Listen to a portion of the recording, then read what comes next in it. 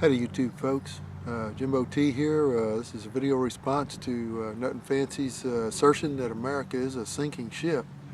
And then he asked, where are you? What are you going to do to help our country get back on track? I don't think it's any secret that America is now $16 trillion in debt.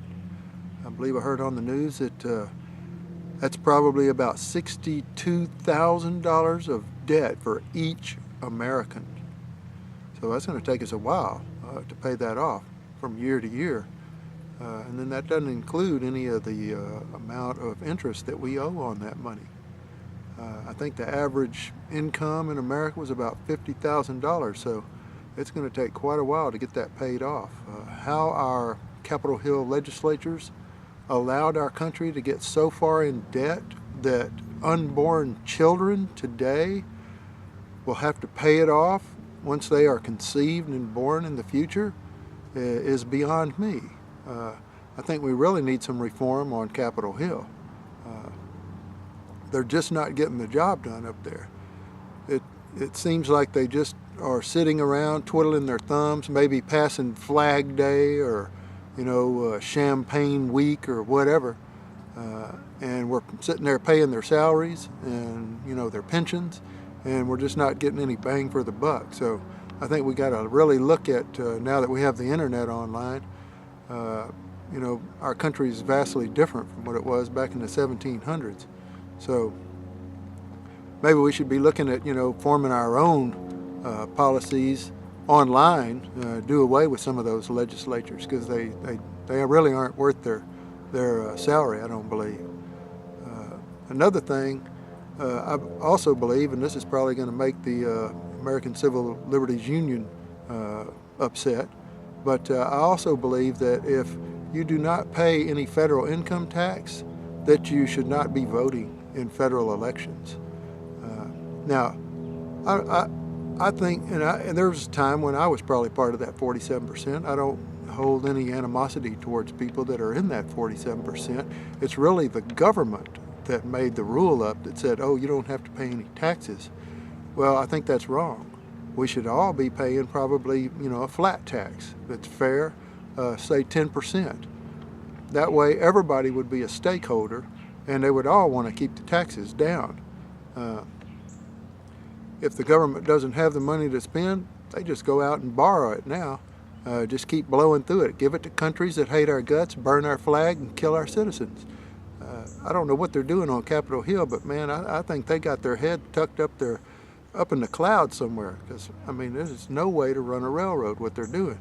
So we've got to make some serious changes. Our country is in so much debt. We're going to make even Greece look like they're on firm ground. I think if we keep going, unemployment's going to hit 20% in our country. You start getting that many people out of work and hungry, you could start seeing some anarchy in the streets. I certainly don't want to hasten the day that we have a civil war. I think everybody's already seen, 600,000 Americans dead in the Civil War. We don't ever want to see those days again. We need to band together. I don't want to see any blue states fighting red states. That's a crazy thought to even think those kind of things. But we all need to get back on the same page of music and all pull together to get this country out of debt. And so yes, we are going to have to reform some of those programs that are entitlement programs. It doesn't have to be, bone-jarring hard things done overnight, but we really got to start working in that direction. Get some sound plans and practices in place and start working towards them. Otherwise, I don't think anybody's going to want to invest in America, let alone the Americans.